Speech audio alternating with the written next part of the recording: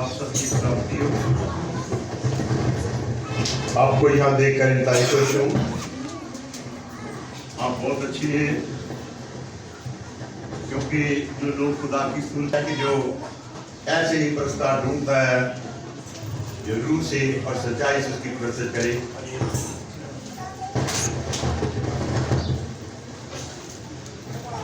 चाहूँगा थोड़ा आगे बढ़ जाए, पीछे थोड़ा सा। मेरे जी तो आज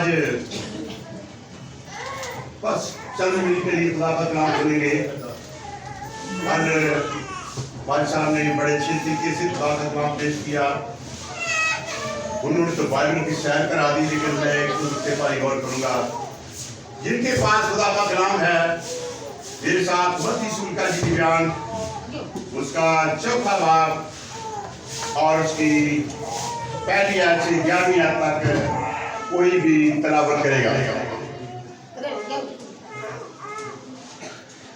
जी खुदावंद के जिंदा पाक कलाम में से मत्ती रसूल की मार्फत लिखी गई इंजील उसका चौथा बाब उसकी पहली आयत से लेकर 11वीं आयत तक।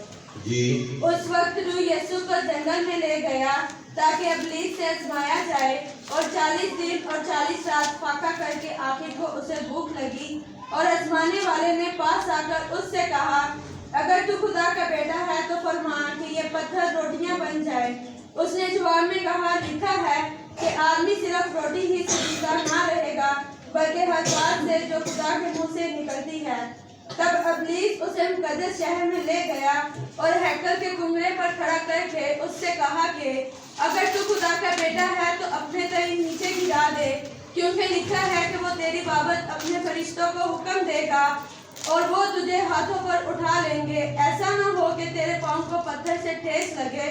यीशु ने उससे कहा, यह भी लिखा है कि तू खुदावंद अपने खुदा की आजमाइश ना कर।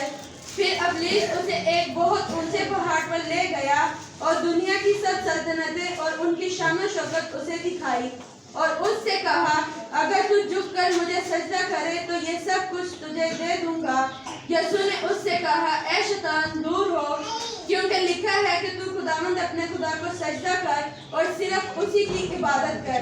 तब इब्लीस उसके पास से चला गया और देखो फरिश्ते आकर उसकी खिदमत करने लगे। आमीन। आमीन। Thank you. मेरे जीसो जी वो वाकया है जिसमें खुदावंद यीशु मसीह इब्लीस से आजमाए जाते हैं। यूसुफ की बात है कि जब खुदावंद यीशु मसीह ने बपतिस्मा लिया और पाप से भरा हुआ यरदन से लौटा, और बताया गया है कि 40 दिन तक फाका किया। ये यीशु मसीह की खिदमत की तैयारी थी, और यीशु मसीह जिस मकसद के लिए दुनिया में आए थे, ये 40 दिन का वाकया उस खिदमत की तैयारी थी। और यीशु मसीह 40 दिन तक दुआ करते रहे, पाप से भरे थे, लेकिन जेल में रखे, फिर भी आजमाइश आया। पाप से भरे थे, दुआ करते रहे, लेकिन फिर भी आजमाइश आया। ये बात आप जेल में रखे, दुनिया में रहते हुए कोई शख्स भी आजमाइश से नहीं बच सकता। जितने नबी आए, जितने पैगंबर आए, जितने रसूल आए, उन सब पर आजमाइश। जितने बड़े बड़े नबी हैं तो आप देखिए, एलिया को देखिए, अय्यूब को देखिए, इब्राहिम को देखिए, इसाक को देखिए, याकूब को देखिए, यूसुफ को देखिए, सब पर आजमाइश है। लेकिन हम उस तरफ नहीं जाएंगे, हम सिर्फ वाक़े पर चंद मिनट गौर करेंगे। तो खुदा का कलाम सिखाता है कि 40 दिन और 40 रात फाका करके आखिर को से भूख लगी, और जमाने वाले ने पास आकर कहा, अगर तू खुदा का बेटा है तो फरमा कि ये पत्थर रोटियां बन जाए। अगर तू खुदा का बेटा है। कितना अजीब सवाल है जो इब्लीस ने किया यीशु मसीह के साथ। अगर तू खुदा का बेटा है, क्या यीशु मसीह खुदा का बेटा नहीं था, वो खुदा का बेटा था और है और हमेशा है। लेकिन ये कितना अजीब सवाल है कि पहली बात है मेरे कि इब्लीस यीशु मसीह को शक में डालना चाहता था। अगर शक का लफ्ज़ है, अगर तू खुदा का बेटा है तो क्या कर इन पत्थरों को कह के रोटियां बन गई। वो थोड़े जाल में फंसाना चाहता था और उसका मकसद था कि खुदा यीशु मसीह खुदा का बेटा होने से इनकार करे। उसका मकसद था इस रिश्ता को तोड़ दे और यीशु मसीह को इस रिश्ता से ज्यादा कर दे जो खुदा और यीशु मसीह का है। और शक हमेशा रिश्ते तोड़ता है। शक हमेशा रिश्ते तोड़ता है। इंसानी रिश्ते भी टूट जाते हैं और खुदा के साथ जो यीशु मसीह का था वो भी तोड़ना चाहता था। अगर यीशु मसीह इनकार करे तो भी रिश्ता टूट सकता था। अगर इकरार करे कि मैं खुदा का बेटा हूं तो फिर इब्लीस की बात मानेगा। फिर क्या करेगा? इब्लीस की बात मानेगा। उसके ऊपर से कहा है कि अगर तू खुदा का बेटा है तो फरमा कि ये पत्थर रोटियां बन जाए। और आप देखिए इब्लीस आपको भी ऐसे जाल में फंसाता है, आपको समझ नहीं आती हम क्या करें। ये बड़ा मुश्किल सिलसिला था। अगर इकरार करे तो क्या करेगा? उसका हुक्म मानेगा। क्या करेगा? उसका हुक्म मानेगा। अगर इब्लीस का हुक्म मानता है तो फिर रिश्ता टूट जाएगा।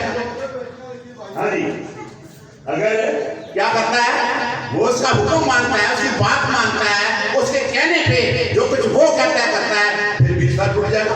क्योंकि ये गुनाह है। ये क्या है? गुनाह है। क्योंकि बेटा होने से इनकार करना कितना बड़ा नुकसान था। बेटा होने से इनकार करना कितना बड़ा नुकसान था और है, जिससे पाप जाता रहता, सारे इख्तियार जाते रहते। अगर पाप जाता रहता तो सारे इख्तियार जाते, क्योंकि गुनाह की वजह से सब कुछ छिन जाना था। बस और उससे खुदा का जो हकीकी मकसद है जिसके लिए उसने अपने बेटे को दुनिया में भेजा है वो मकसद भी पूरा ना होता। और असल बात ये थी, इब्लीस का मकसद था कि यीशु मसीह जिस वक्त के लिए दुनिया में आया वो मकसद पूरा ना होना। वो मकसद है और ज़हन में रखें, आज भी उसका मंसूबा है, उसके मंसूबे में है कि कोई शख्स निजात ना पाए, कोई रिहाई ना पाए, कोई खलासी ना पाए, कोई गुनाहों से बच ना सके। और आज भी वो इंसान को इस जाल में रखना चाहता है। आप से मेरे के बाद वो एड़ी चोटी का जोर लगाता है, लोगों की अकल को माऊफ करता है और इंसान को समझ नहीं आती कि मैं क्या करूं। तो मैं बता रहा था, अगर यीशु मसीह बेटा होने से इनकार करता, उसकी बात मानता तो पाप में जाता रहता था, इख्तियार जाते रहते, रिश्ता टूट जाता, सारे इल्म जाता रहता और सारी सच्चाई जाती रहती। क्योंकि वो लिखा शरीयत तो मूसा की बात दी गई, मगर फजल और सच्चाई फजल और सच्चाई खुदा यीशु मसीह की मार्फत पहुंची। जो सच्चाई लेके आया वो सच्चाई इज़हार ना कर सकता। हम सच्चाई पर कायम नहीं रह सकते, हम भी झूठ पर अमल करने वाले बन जाते हैं। तो मेरे जो ये वाक़या जो इसके अंदर बेशुमार असबाब हैं जो यीशु मसीह के सामने पेश आया। सिर्फ पढ़ना नहीं या करें, हम गौर किया करें इस पर। और कितना बड़ा नुकसान होता कि यीशु मसीह गुनाह में मुबतला हो जाता। क्या हो जाता? गुनाह में मुबतला हो जाता। आप जानते हैं कि इंसान ने गुनाह किया और खुदा से दूर हो गया। और हुक्म मजदूरी क्या है? गुनाह है, और गुनाह की मजदूरी मौत है। और आप देखें, हुक्म मजदूरी गुनाह और गुनाह की वजह मौत, और इसके साथ दुख, दर्द, गुलामी, लानत, खुदा से दूरी, परेशानी, बीमारी, मुसीबत, बल्कि मौत का भी सामना इंसान को करना पड़ा। मेरे जो यीशु जी जानता था कि गुनाह की वजह से सब कुछ छिन गया है। गुनाह की वजह से इलाही सूरत बिगड़ गई है। गुनाह की वजह से तबई कुव्वतें जो हैं वो बिगड़ गई हैं, और इंसानी जो तबई कुव्वतें कमजोर हो गई हैं, और इंसान रूहानी तौर पर उसकी नजर धुंधला गई है, और गुनाह ने इंसान की फितरत को बदल डाला है, और इंसान खुदा की रफाकत को खो बैठा है, और गुनाह ने इंसान की शराफत पर डाका डाला है। गुनाह इंसान को इब्लीस के फंदे में फंसाने का मौजब बना है, जिसकी वजह से इंसान नंगा हो गया है, रिश्ता टूट गया है, दुख है, बीमारियां आई हैं। अब वो क्या, वो उस वक्त से लेकर किस कदर परेशानी में मुब्तला है। इसके जवाब से आदम पर लानत आई है, हवा पर लानत आई है, इब्लीस पर लानत आई है, जमीन पर लानत आ गई है, और जो उस लानत को मिटाने आया आज वो उसको धोखा देना चाहता है, आज उसको गुमराह करना चाहता है, आज उसको राह से हटाना चाहता है, जिसने दावा किया राह और हक और जिंदगी मैं हूं, कहीं मेरे वसीले के बगैर बाप के पास नहीं जा सकता। तो मेरे लोग ध्यान से सुन ले, उस वक्त यीशु जानता था कि इंसान गुनाह मौत के फंदे में गिरफ्तार हो गया है, और तमाम बीमारियों, परेशानियों, बर्बादियों, रोगों, जंगों, मसाइल और दुखों का मौजब गुनाह है। गुनाह एक फंदा है, लाख लगाने वाली बीमारी है, गुनाह का तूफान है जो सबको बर्बाद कर देता है, और गुनाह आतिश या पहाड़ की मानद है जो सबको जला कर रख देता है। गुनाह उस इंसान की मानद है जो पागल खाना से निकलकर फरार होकर लोगों को नुकसान पहुंचाए। गुनाह एक डाकू की मानद है जिस इंसानियत की हर दहलीज पर डाका डाला था। गुनाह से गाड़ने वाले शेर बबर की मानद है जो शिकार की तलाश में हो और हर एक को फाड़ खाए, और वो इब्लीस है लिखा है वो क्या, वो हर एक को फाड़ना चाहता है। गुनाह बिजली की मानद है, जहां गिरती है सब कुछ तबाह कर देती है। मेरी जो गुनाह चिराग की मानद है जो मुजरिमों के सर खत्म करता है। गुनाह उस खतरनाक कैंसर की मानद है जो अंदर ही अंदर क्या सबको खोखला कर देता है। तो क्या आप देखते हैं कि यीशु मसीह के पास जब इब्लीस आया है उसे गुमराह करना चाहता है, और क्या कहता है, अगर तू सोए ना मेरे साथ चले, जवाब दे, अगर तू तो फरमा, तेरे मुंह से अल्फाज निकले कि ये पत्थर रोटियां बन जाए। मेरे लिए तो आज चकने हो जाए। आज इब्लीस एक को गुमराह करता है, वो तो आपको यीशु के पास नहीं आने देता, उसकी कोशिश होती है आप उससे दूर रहिए, आप उसके साथ रफाकत ना हो, आप उससे बहुतों को वो इधर उधर ले जाता है। जेल में रखे ये बात, चुकन्ने हो जाए। अगर यीशु मसीह ऐसा ना करता तो शायद आज सोचते अजमाइश तो आई थी ना तो खुद कामयाब नहीं हुआ, लेकिन जो अजमाइश से निकला वो हमें भी अजमाइश से निकाल सकता है। अगर खुद अजमाइश से ना निकलता तो क्या होता, हमें भी अजमाइश से ना बचा सकता। तो मेरे जो मैं बता रहा था, यीशु मसीह के सामने ये क्या मसला आया, अगर तू खुदा का फरमा कि ये पत्थर रोटियां बन जाए। लेकिन यीशु मसीह जानता था अगर उसकी बात मानता तो क्या होता, हम गुनाह से रिहाई ना पा सकते, इब्लीस के गुलाम हो जाते। और बल्कि यीशु ऐसा करना नहीं चाहता था। उसने उसका मुंह तोड़ जवाब दिया। उसने उसे कहा, ये भी लिखा है कि आदमी रोटी से जीता बल्कि हर उस बात से जो खुदा के मुंह से निकलती है। मेरे भी तो बात दिल में रखने, खुदा के मुंह से निकली हुई बातें आपकी जिंदगी का सबब है, आपकी निजात का सबब है, आपकी रिहाई का सबब है और आपके खुदा के साथ रिश्ते को मजबूत करने का सबब है, आसमान की बादशाही का सबब है और क्या है, गुनाहों से और इब्लीस से बचने का सबब है। ये जेल में रखिए।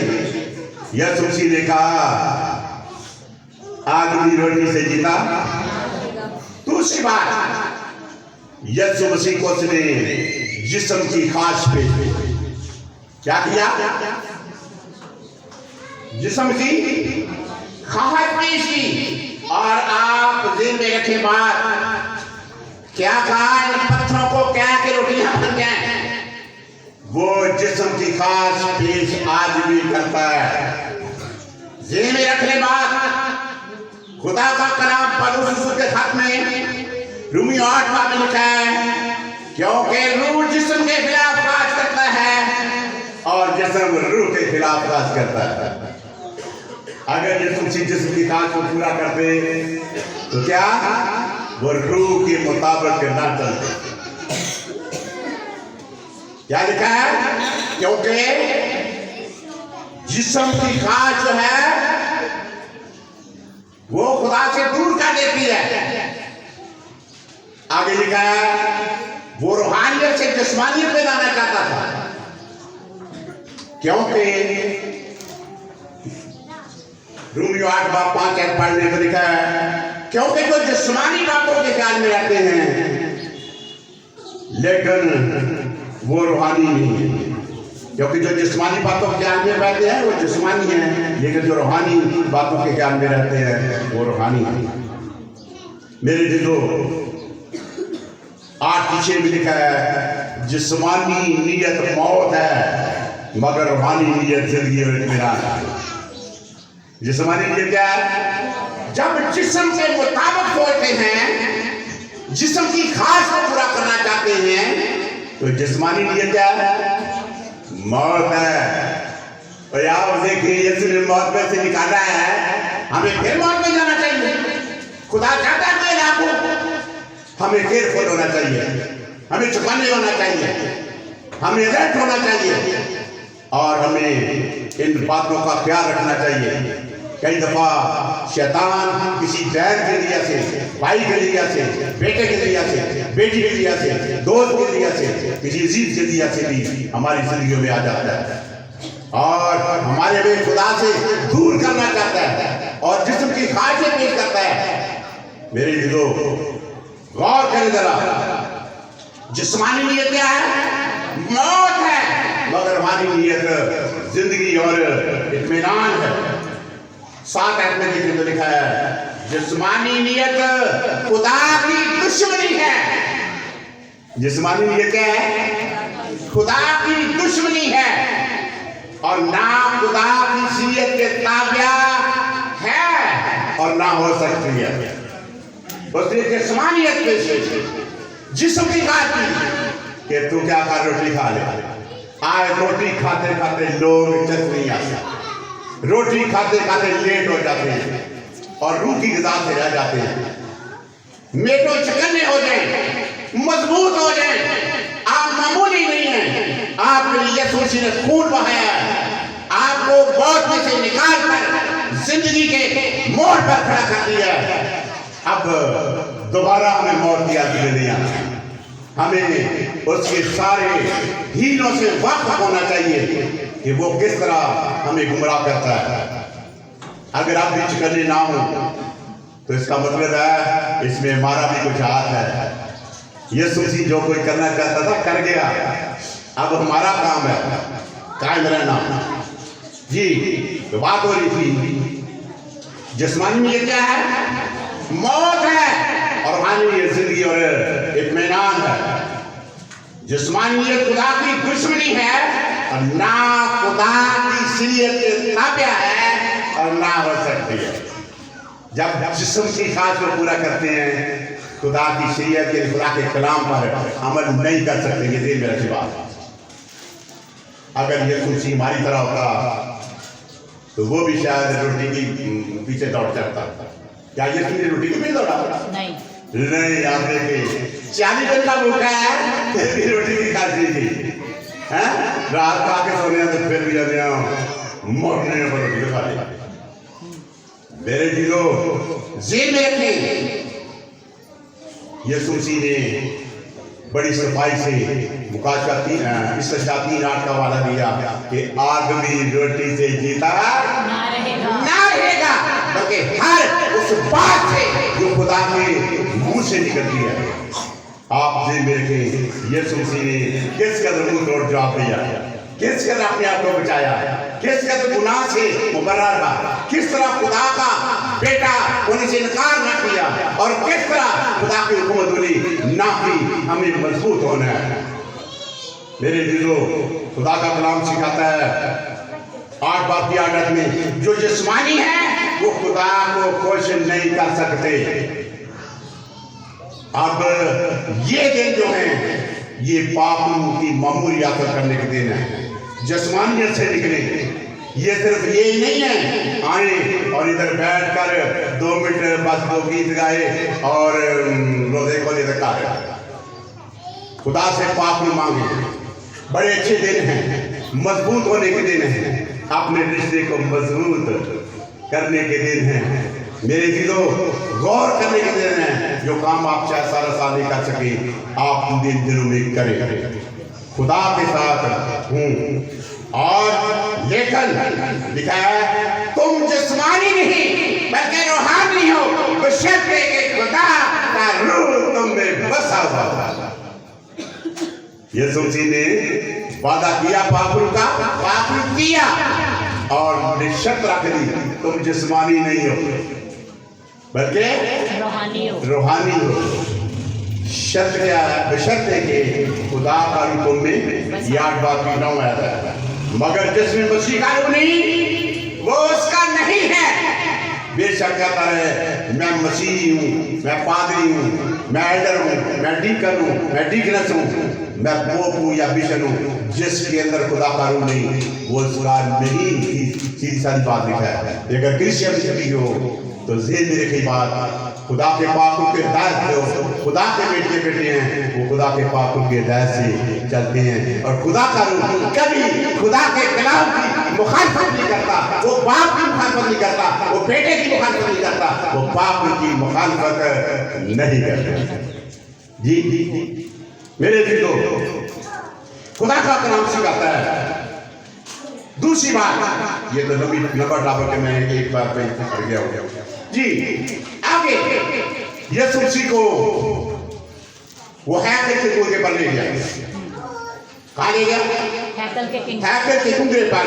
बताया गया ये 170 फुट ऊंचा था और उसने वहां ले जाकर कहा अपने आप को नीचे गिरा दे, अपने आप को नीचे गिरा दे। और तेरी बाबत लिखा है कि फरिश्ते तुझे हाथों पे उठा लेंगे। तेरी बाबत लिखा है कि फरिश्ते तुझे हाथों पर उठा लेंगे ताकि तेरे पांव को पत्थर से ठेस ना लगे। क्या यीशु मसीह ने उसकी बात मानी? नहीं। ये मेरे के बाद खुदा का कलाम सिखाता है, क्या तुम नहीं जानते कि तुम खुदा का मक़सद हो और खुदा का रूह तुम में बसा हुआ है? और अगर कोई खुदा के मक़सद को बर्बाद करेगा तो खुदा को बर्बाद कर देगा, क्योंकि खुदा का मक़सद पाक है और वो तुम। क्या खुदा चाहता है हमें साइकिल को हलाक कर दे? नहीं। बहुत ऐसे लोग हैं जो क्या कर रहे हैं, इस साइकिल को बर्बाद कर रहे हैं। आप में से मुझे मत करे भाई, ये हैकत किस तरह बर्बाद होती है, कोई भी बता सकता है जी। गुनाह करें, शाबाश, मेरी बेटी बढ़ता जवाब दिया। और जी नशेबाजी से शाबाश, और क्या और कोई आपने बड़े से जवाब दी। चलो मैं बात करता हूं। और आप बहुत दलाए, सभी बड़े दलाए। अपनी चाहता था कि यीशु मसीह उस कुंदरे से गिरे और इसकी जान निकल जाए और खुदा का मंसूबा फेल हो जाए, जिसके लिए यीशु मसीह आया वो काम ना हो सके। खुदा का मंसूबा क्या था कि यीशु मसीह के वसीला से दुनिया को बचाए, यीशु मसीह के वसीला से दुनिया को बचाए। और दिन में रखे, क्योंकि लिखा है खुदा ने दुनिया से ऐसी मोहब्बत रखी कि अपना इकलौता बेटा बख्श दिया, ताकि जो उस पर ईमान लाए वो हलाक ना हो बल्कि हमेशा की जिंदगी पाए। तो लिखा है, उसने कहा अगर तुम खुदा का बेटा है, जहां भी शक से डालना चाहता है, लेकिन यीशु मसीह ने उसकी एक ही मानी और उसने कहा ये 91 मजबूर जो है उसका हवाला भी दिया है। और क्या तेरी बाबत लिखा है कि फरिश्तों को हुक्म देगा कि वो तुझे हाथों पर उठा देंगे, ताकि तेरे ऐसा ना हो तेरे पांव को पत्थर से ठेस लगे। कितना चालाक है, कितना होशियार है, कितना मकार है, कितना धोखा देता है इंसान को। लेकिन अगर हम जिस्मानी होंगे तो जल्दी उसके धोखे में आ जाएंगे। आज भी बहुत से लोग ये किसी दिन और दिन सिखाएंगे, ऐसे काम करते हैं जिसमें इस मक़दस को बर्बाद कर देता है इंसान। खुदा इसकी बर्बादी नहीं चाहता। क्या आप जानते हैं इस मक़दस को बचाने के लिए यीशु मसीह ने अपना खून बहाया है, हाथों पाँव में कील लगवाए हैं, पस्सी की माला खाया है, सर पे कांटों का ताज पहना है, और उसके मार खाने से हमें शिफा मिली है, निजात मिली है, रिहाई मिली है। तो क्या इस मक़सद को बर्बाद करना चाहिए? नहीं। खुदा उस वक्त बचाता है जब अचानक आता है। अगर कोई बंदा पकड़े पिस्टल और यहाँ गन रख के कहे हाँ मैं अपने मार लेगा, यीशु बचा लेगा, यीशु ने कहा मारेगा। अगर वो बहन वाली गोलियां खा लेती है, क्या खुदा बचा लेगा? अगर तू जानबूझ के ट्रेन के आगे खड़ा हो जाता है, यीशु मुझे बचाएगा, यीशु नहीं बचाएगा। वो कब बचाता है? जब अचानक हादसा आता है।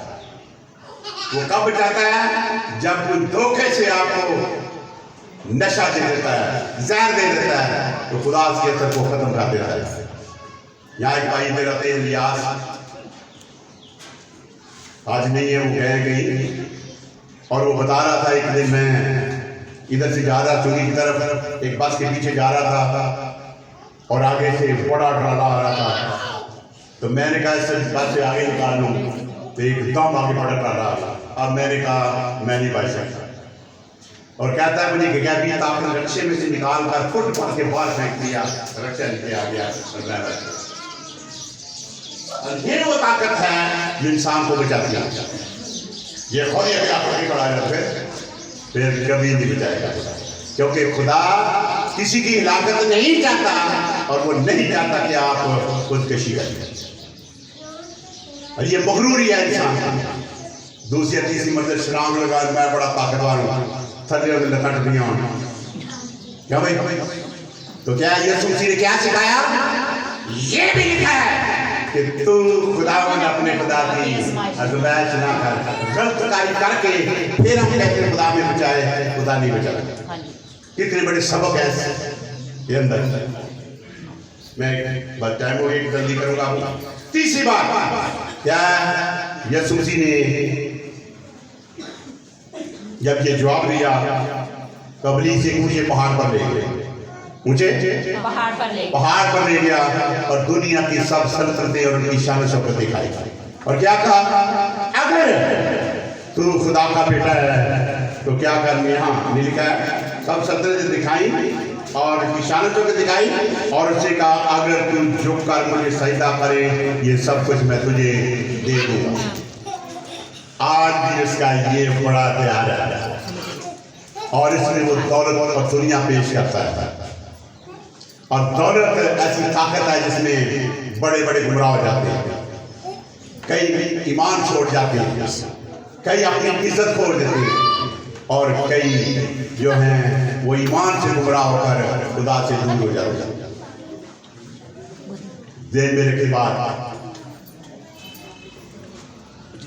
यहूदा इस्करियोती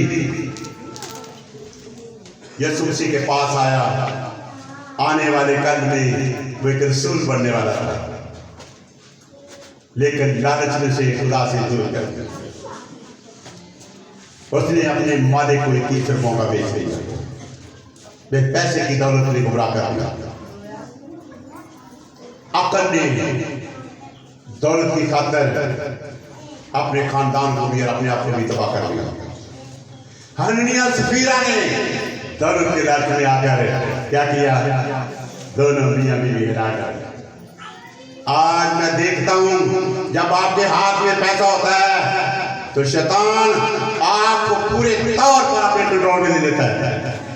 ना ना ना ना ना ना ना, ये तेरा हिस्सा में खुदा का कोई हिस्सा नहीं। और बड़े बड़े लोगों को कह देता है ना ना ना ना ना, एक गलती ना करना, यार खुदा ने मुझे दिया तो खुदा ने ये भी कहा जो मैं तुझे देता हूँ बस सब में 10 हिस्सा तेरा भी है। मेरे चीज़ों को गौर करेगा। जब हम ऐसा करते हैं तो हम लालची हैं। क्या एक शख्स यीशु मसीह के पास ना आए, मैं हमेशा की जिंदगी पा लूँ, लेकिन क्या हुआ, जैसे लिखा जाए जो कि तेरे पास है बेच कर गरीबों को दे दे, तुझे आसमान पर खजाना मिलेगा, लेकिन वो यीशु को छोड़कर चला गया। दौलत खुदा की बातचीत दूर कर देती। यीशु मसीह ने कहा ऊंट का सुई के नाके में से निकल जाना इससे आसान है